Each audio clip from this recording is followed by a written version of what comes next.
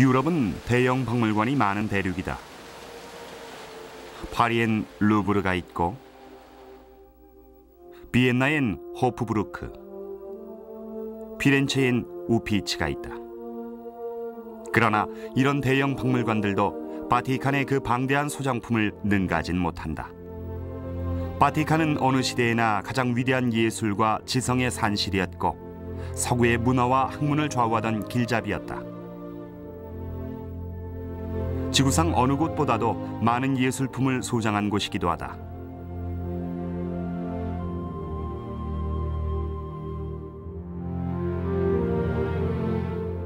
바티칸은 세계에서 가장 큰 박물관을 자랑한다. 길이가 7.2km나 되는 복도를 가진 대단지다. 바티칸의 예술은 박물관 복도에만 소장돼 있지는 않다. 베드로 성당의 바실리카에만 수백 점의 모자이크 작품과 조각상이 있다.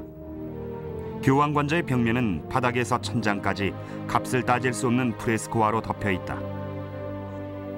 순회 전시 중인 수많은 회화 작품과 조각품들은 어디서나 수많은 사람들을 끌어모은다. 바티칸의 정원과 보도에는 고대 문화 유적의 파편들이 경계석을 이루고 있다. 바티칸에서는 심지어 도서관도 눈부신 예술 작품이다. 16세기 화가들을 동원해 1년 이상 작업을 한 프레스코와 전시실은 관광 명소가 됐다. 수석 회의 모래를 섞은 모르타르를 벽면에 바르고 수분이 있는 동안 채색을 하는 프레스코와는 문명의 역사와 사상의 힘, 그리고 문자의 중요성을 기리고 있다. 이 도서관은 15만 점의 고대 문서를 보유하고 있다. 대부분이 숨막힐 정도로 아름다워서 그 자체가 멋진 예술품이다. 수천 년 전으로 거슬러 올라가는 이 작품들은 세속적이면서도 성스러운 것들로 이집트 파라오와 그리스 철학자, 로마의 황제들과 기독교 성인 등 인류 문명의 주인공들에 관한 얘기들이 담겨져 있다.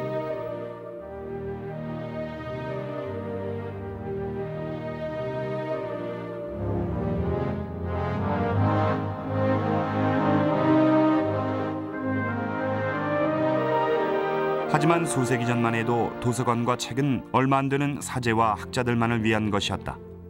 교회는 대중과 소통하기 위해 뭔가 다른 언어를 써야만 했다. 그것은 가장 강력하면서도 우주적 언어인 예술이었다. Art was used to communicate. It was a language to show you all about Christian religion and the Catholic faith. And not too many people read. There were no marvelous, scintillating media forms. This was the media form. 영감을 주는 이 예술품들은 화려하고 때론 부패했던 르네상스 시대 교황들의 유산이다. 그중엔 9명의 사생활을 두었던 알렉산더 6세와 착한 목자였다가 위대한 전사로 변한 율리우스 2세도 있다. 교황 레오 10세가 했다는 하느님이 교황직을 주셨으니 실컷 즐기자란 말은 아직도 전해져 내려온다. The church, the Renaissance popes believed, had an obligation to bring together all that was grandest, all that was most beautiful in the past, in the present, so as to pass on to the future this vision of universal salvation, all that was beautiful, all that was noble, all that is best in human nature, all that is greatest in human history. 어이없게도 바티칸 박물관을 짓도록 영감을 준 것은 이교도의 조각품이었다.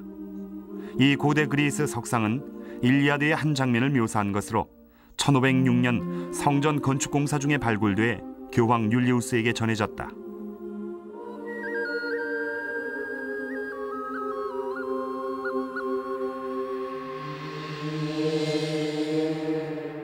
율리우스 교황은 이 작품을 이교의 신인 아폴로 조각상 옆에 나란히 두고 궁전마당에 전시했다.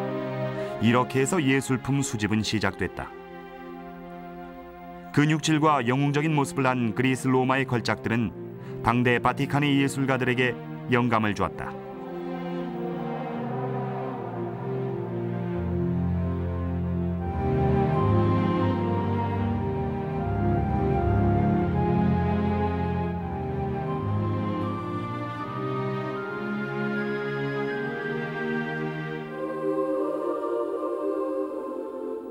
그러나 바티칸에서 최고의 천재적인 작품은 회화에서 나왔다.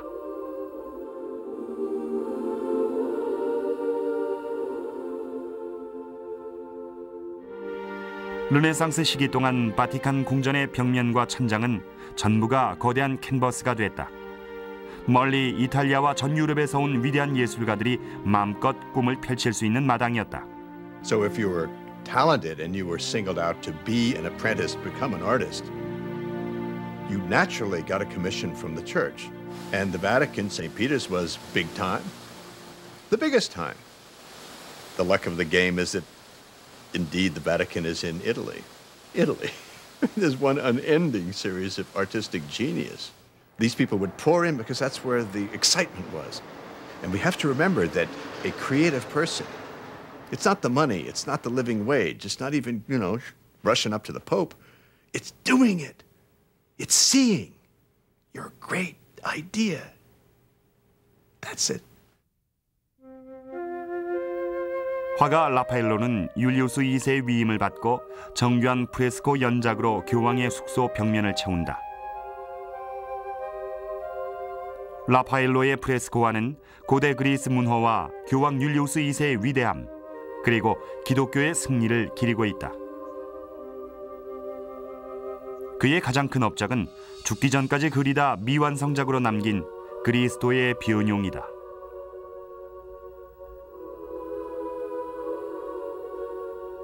예술적인 면에서나 교황의 총애를 받은 면에서 라파엘로를 능가한 사람이 있었다면 오직 미켈란젤로뿐이었다. 그는 성베드로 성당의 바실리카를 보기 위해 이곳에 왔다가 바티칸의 모습을 보고 번개처럼 떠오르는 영감을 얻었다. 그리곤 24살의 젊은 나이에 그는 비탄에 빠진 성모자상 피에타를 조각해냈다. 피에타는 조각가로서 또한 정열적인 인간으로서 미켈란젤로의 명성을 드높여 주었다. This very conspicuous work drew people's admiration, but no one really was sure who had done it. The work was as yet unsigned, and rumors began to run that one or another of the relatively few practicing marble sculptors in Rome had created it. The young Florentine, unwilling to let anyone else take credit, paid a sacristan to allow him back into St. Peter's Basilica at night when, by lantern light and in privacy so that no one would see him, he carved his name and his nationality across the band that crosses Mary's breast. Michelangelo Buonarroti, the Florentine, because he wanted his name to be known and he wanted it to be known that he was a Florentine.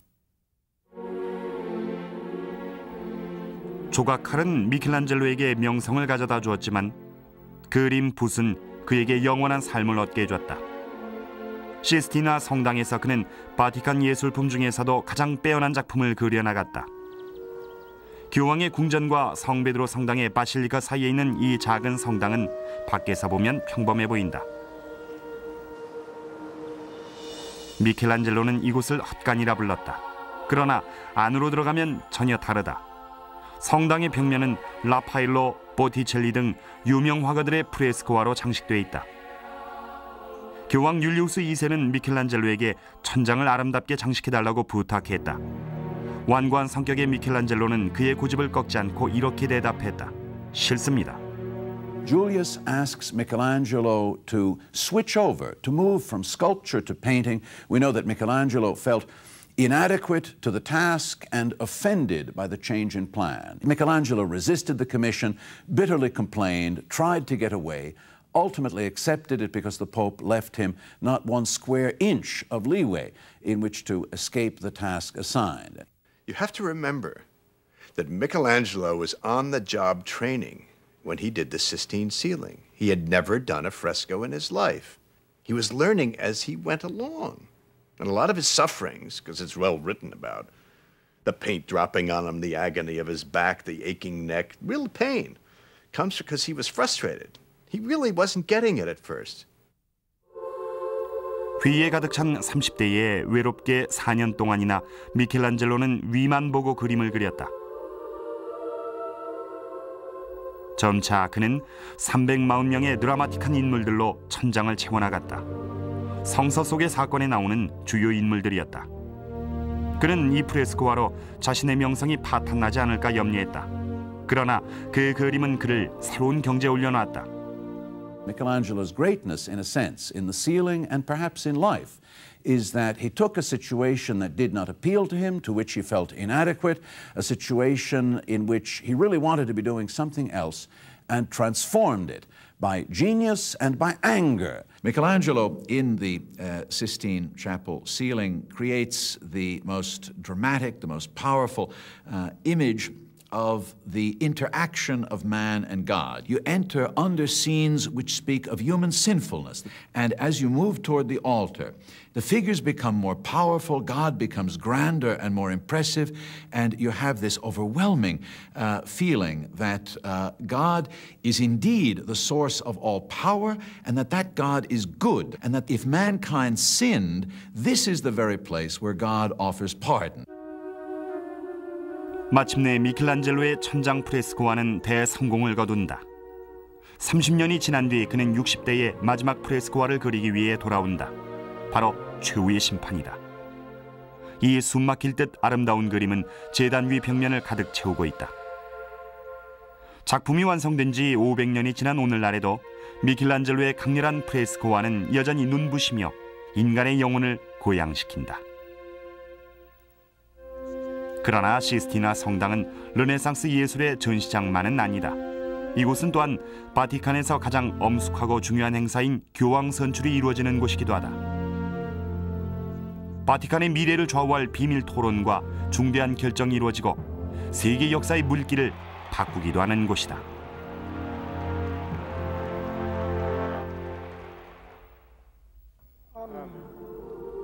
La pace del Signore sia sempre con voi. 미켈란젤로의 프레스코화는 수많은 사람들을 시스티나 성당으로 끌어들인다. 매일 수천 명이 쏟아져 들어오고 1년으로 치면 400만 명이 성당을 찾는다. 시스티나 성당은 지구상에서 가장 많은 사람들이 방문하는 곳 중에 하나일 것이다. 그러나 지난 4세기 동안 시스티나 성당이 방문객들을 제한했던 날들도 있었다. 문을 굳게 걸어 잠그고 삼엄한 경비를 냈었다. 밖에는 수천 명의 군중들이 모여 숙연하게 시스티나 성당을 바라보며 기도를 했다. 안에선 가톨릭 교회의 가장 권위 있는 추기경들이 모여 고대의 비밀스러운 의식을 수행하면서 심사숙고하고 있었다. 누가 새로운 교황이 돼야 할 것인가?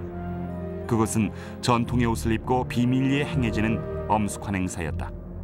교황을 선출한다는 것은 성베드로 대성당이 열쇠를 지닐 사람을 뽑는 일이다. 10억 가톨릭 신자의 영적 지도자인 교황을 뽑는 것이다. 그의 언행은 기본적인 신앙과 교리의 문제에서 오류가 없다고 여겨진다. 성령을 전달하는 그의 목소리는 결코 과오가 없다.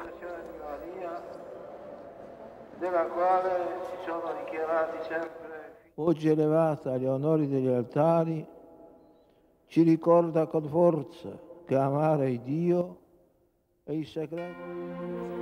현재 교황이 서거하면 새로운 교황의 선출 과정이 시작된다. 일단 선출되면 종신직이다. 그의 직책은 바티칸의 이 돌담벽과 철제 대문 안에서 시작되고 끝이 난다.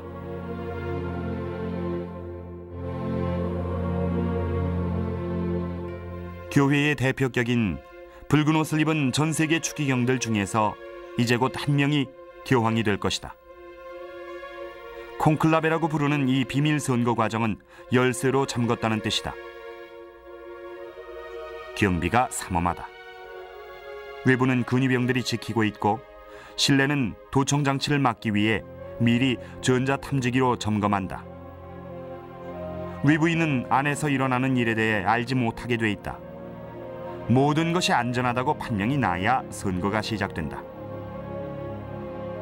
외부와 단절된 시스티나 성당 안에 격리된 채 추기경들은 기도와 선거운동을 하고 투표를 한다.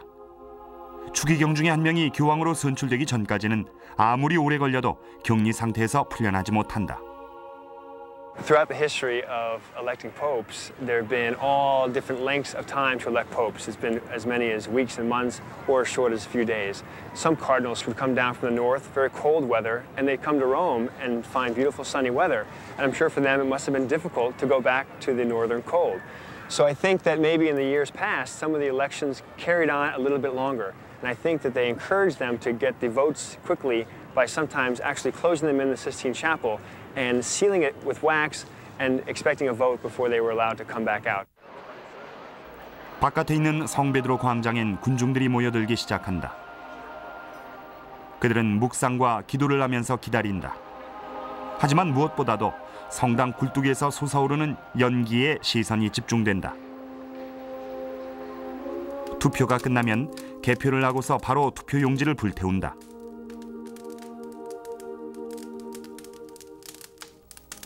만약 후보자가 3분의 2 이상의 지지를 얻지 못하면 검은 연기를 피우기 위해 투표용지에다 특수 화학물질을 첨가한다. 하지만 밖에 있는 사람들은 흰 연기가 피어오르길 기다린다. The pilgrims and the crowd will wait here in the square and look to see if the smoke comes up white or black. If the smoke is black, it means they have to revote. If the smoke is white, it means a new pope's been elected. 1978년 마지막 연기가 솟아올랐다. 당시 7번이나 검은 연기가 올라왔었다. 마침내 8번째 투표 끝에 흰 연기가 성당에서 피어오르자 광장에선 환호성이 울려 퍼졌다.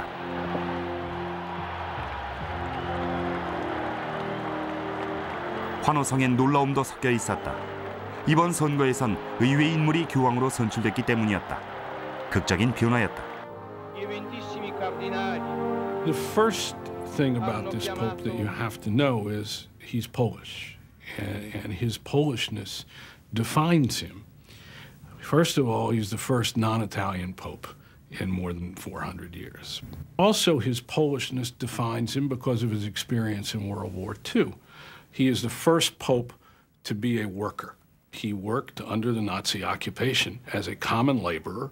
He used a pickaxe to break up rocks during World War II. So he has a unique background for a pope, this first Polish pope.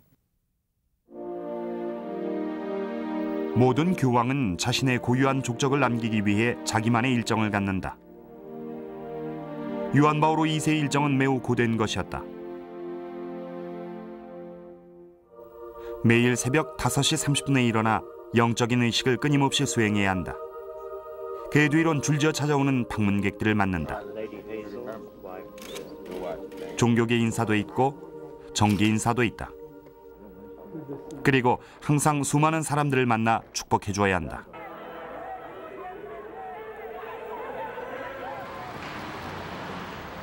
마침내 11시 30분 잠자리에 들고 6시간 뒤 다시 같은 일이 반복된다.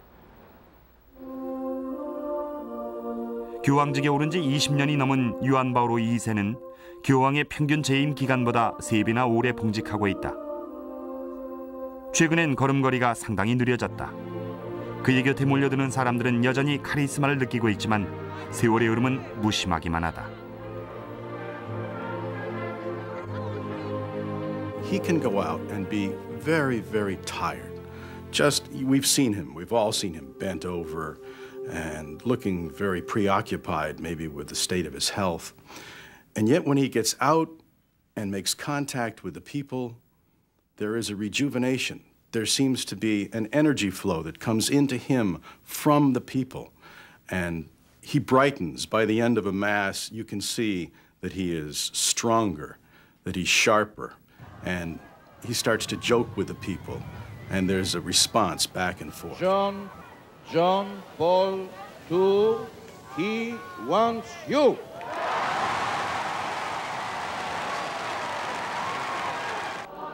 교황에게 바티칸은 집이자 집무실이며 또한 성소이며 제단이기도 하다. 교황이 된다는 것은 영적인 의식에서 강력한 역할을 해야 한다는 것을 의미한다. 각종 미디어가 주도하는 20세기에 그런 역할을 한다는 것은 카메라 앞에서 연기를 하는 것과 마찬가지다. 그런 일이 기질에도 맞고 훈련을 통해 몸에 밴 탓인지 교황의 태도는 매우 자연스럽다. Going to his secular background, he thought he was going to become an actor. And he is a great actor as Pope, as we have seen. He has a capacity for the dramatic that is absolutely astonishing to watch. His hold on people is not totally spiritual. It's also dramatic.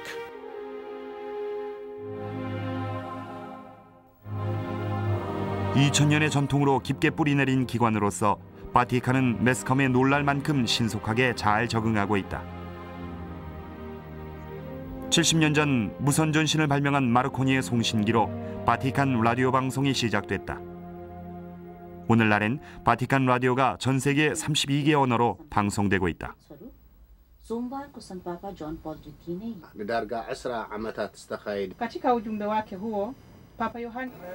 바티칸 텔레비전도 역시 세계적으로 방송된다.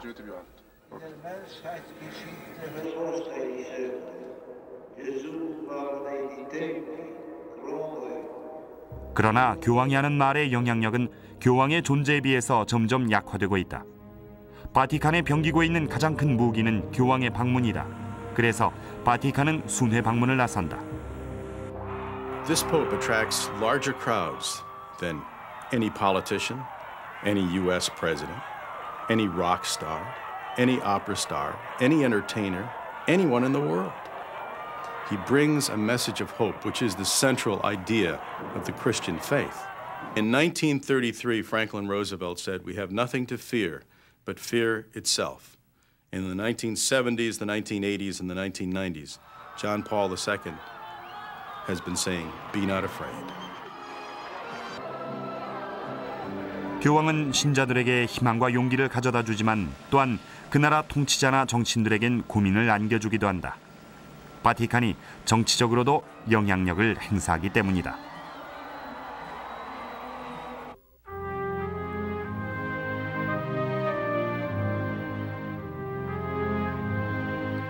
찬란한 역사와 전통이 있지만 바티칸이 하나의 나라가 된 것은 20세기의 일이다.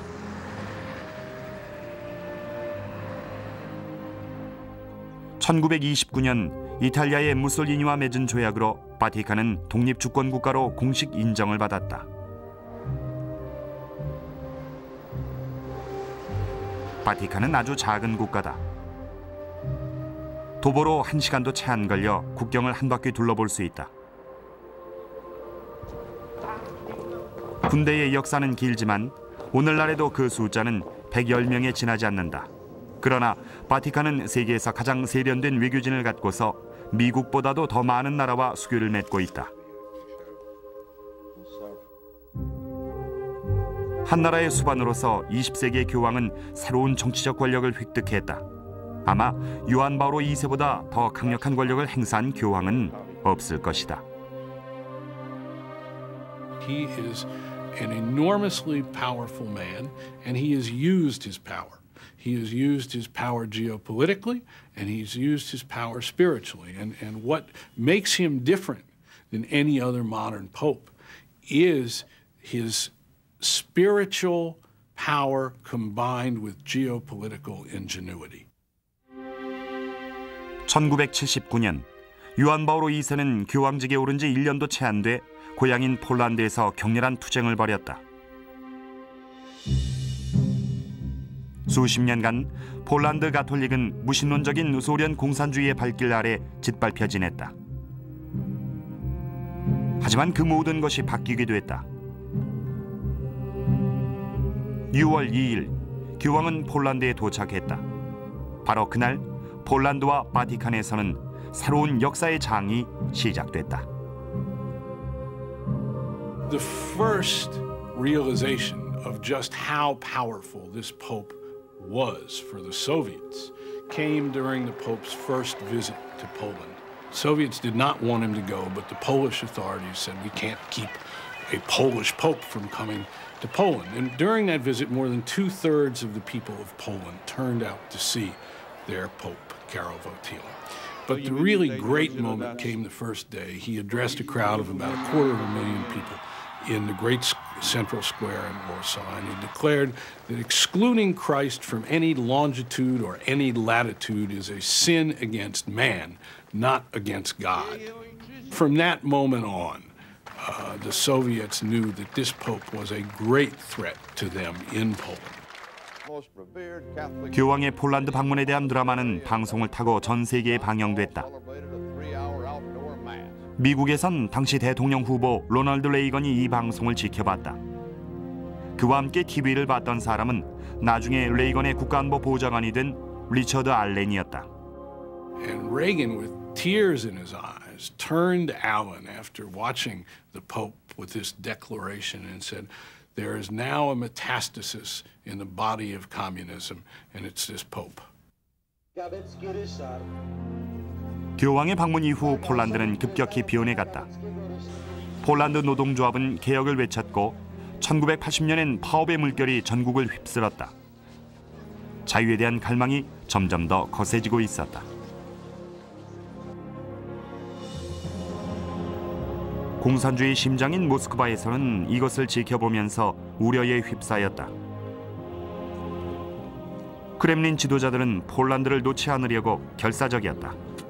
The Soviets had never faced a situation such as they did in Poland, which is to say a workers' movement, solidarity, an anti-communist workers' movement behind the Iron Curtain, protected and to a certain extent instigated by this Polish Pope. And the result was constant buildup of Soviet troops on the other side of the Polish border, and the threat of invasion in the world held its breath. 그러나 워싱턴 백악관에서는 이 광경을 지켜보다가 환호를 올렸다.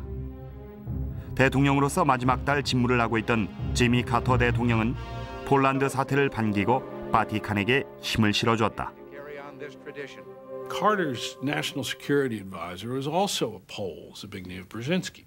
Brzezinski called the Pope, and speaking in Polish, he asked the Pope to contact the Catholic leaders of Western Europe to get them to urge the Soviets not to invade and to say to the Soviets that they would cut off trade and cultural relations and isolate the Soviet Union if the Soviets went ahead and invaded. I, Ronald Reagan, do solemnly swear that I will faithfully. 레이건 대통령의 취임으로 바티칸과 백악관 사이의 유대는 더욱 강해졌다. 역사상 처음으로 미국은 바티칸 주재대사를 임명했다. 두 나라는 공식적인 외교 통로뿐 아니라 비공식 채널도 열어놨다.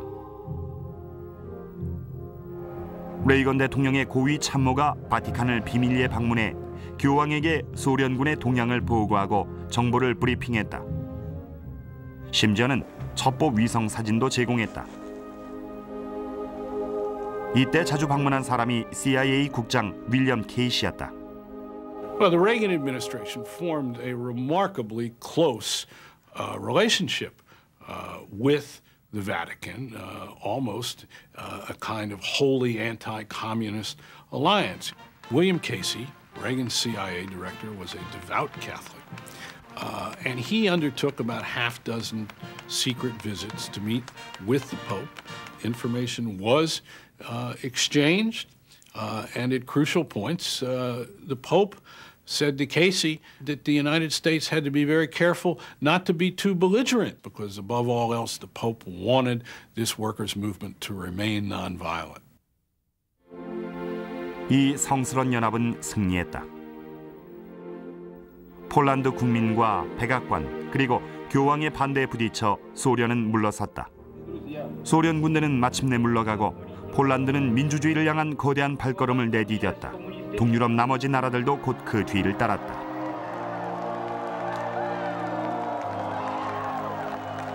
그러나 교황의 정치적인 행보는 시작한 지 2년도 채 못 돼 주춤하게 됐다. 1981년 5월 교황이 성베드로 대성당 광장에서 군중들을 맞고 있을 때 터키인 사격수가 교황에게 2발의 총알을 쐈다.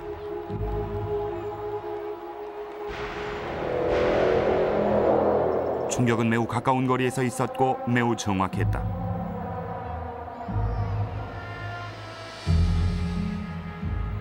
그것은 1527년 독일 황제의 참패를 한 이래로 바티칸에서 있었던 최악의 폭력 사태였다.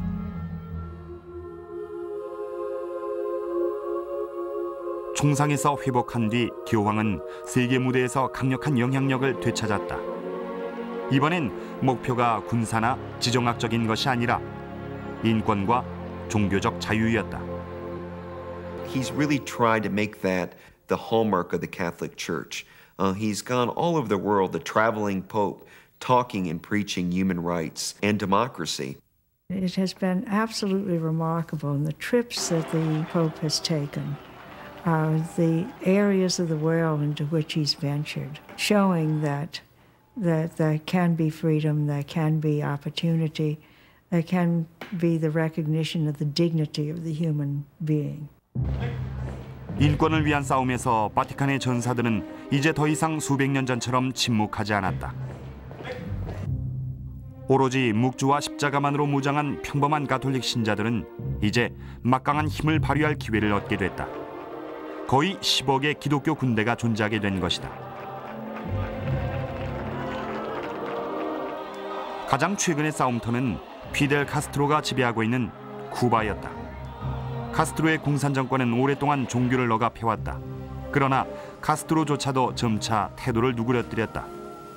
1998년 요한 바오로 2세는 쿠바의 발을 디딘 첫 교황이 됐다. 바티칸의 재치 있는 정치술과 교황의 카리스마가 절묘하게 조화된 방문이었다. The Pope, while he may not have received a letter of resignation from Fidel Castro, certainly went in with some conditions about loosening the hold on the Catholic Church in Cuba, allowing them to more openly practice the faith. In fact, when Castro realized how the wind was blowing down there, not only did they stop threatening churchgoers, saying that, well, you're going to lose your job if you go to see the Pope when he's here, he gave them the day off.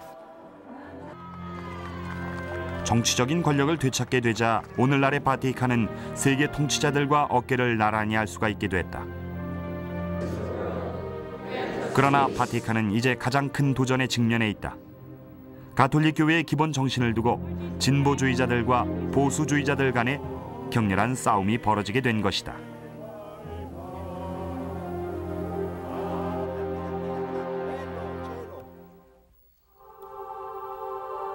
2000년의 명맥을 이어온 바티칸. 오늘날의 교회는 과거보다 더 많은 명성과 권력을 누리는 것이 사실이다. 그러나 그 권력은 전혀 생각지 않았던 곳에서 도전받고 있다.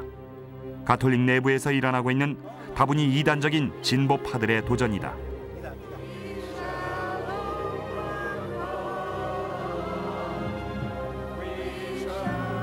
대부분의 이단적인 진보파는 미국에 있다. 6천만 명에 달하는 미국 가톨릭 교회는 현재 두 패로 나뉘어 싸움을 벌이고 있다.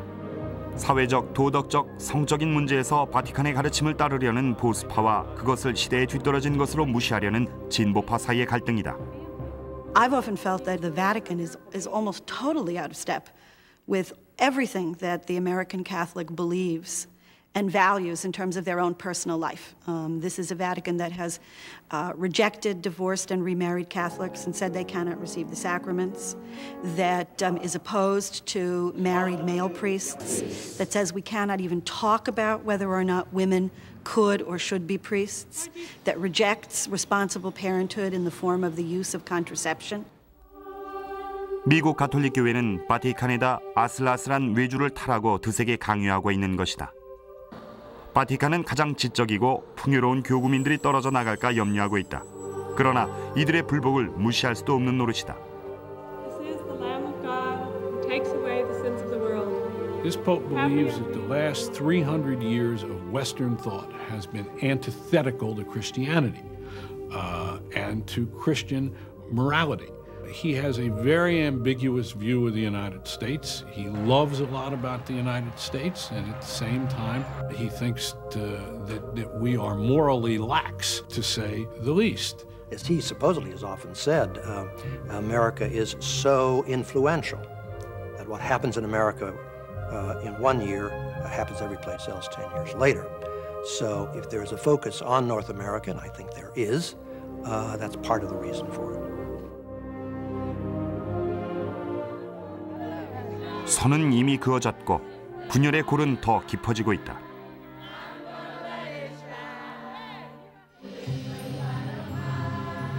We have to remain strong. We have to be courageous and say, no, we're not going to check credentials. We're not going to assign the ushers to find out if you're straight, if you're gay, if you're divorced, if you're black, if you're white.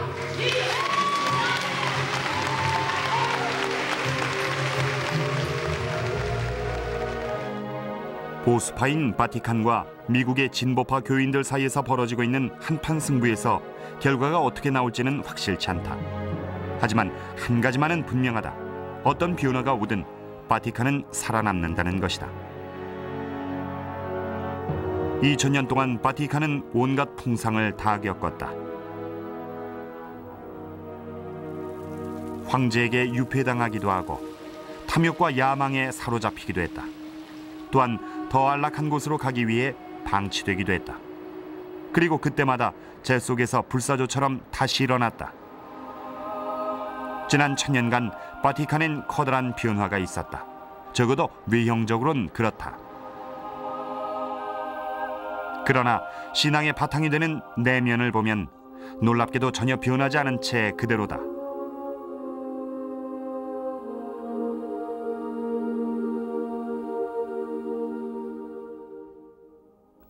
지붕은 더 새로운 것으로 바뀔 수 있지만 죄단은 여전히 그대로 있을 것이고 영적으로나 육체적으로 성 베드로의 유골 위에 서 있을 것이다.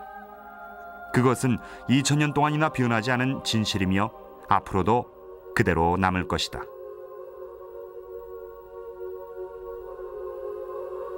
천년 세월은 하느님의 눈으로 볼 때는 단 하루에 불과하다라고 베드로는 썼다.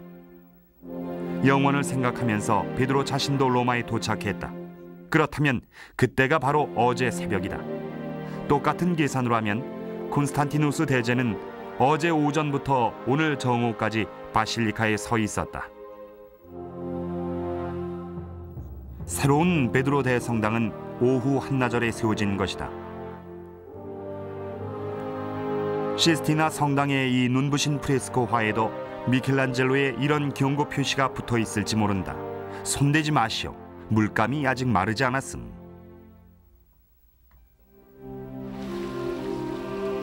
로마와 바티칸의 대문 안엔 과거의 역사가 돌과 청동의 화려한 색채로 강렬하게 새겨져 있다.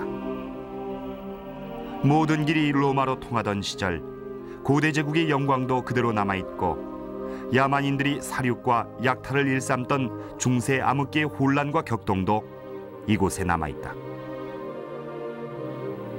바티칸의 미술과 조각이 온 세상의 예술을 능가하던 르네상스의 승리 역시 고스란히 남아있다. 그러나 과거의 뿌리를 내리고 있다고 해도 바티칸은 현재의 삶을 살고 미래를 내다봐야 한다. 바티칸은 성인들이 여전히 발현하는 곳이다. 빵과 포도주가 예수의 살과 피로 변하는 곳. 인간의 잘못이 현재에도 미래에도 언제나 용서를 얻는 곳이다. 죄와 구제, 영과 육, 야망과 겸손, 온유함과 강건함, 인성과 신성, 그 모든 것이 있으며 영혼의 갈등이 세차게 일어나는 곳. 그곳은 바로 이 세상에서 단 하나뿐인 바티칸이다.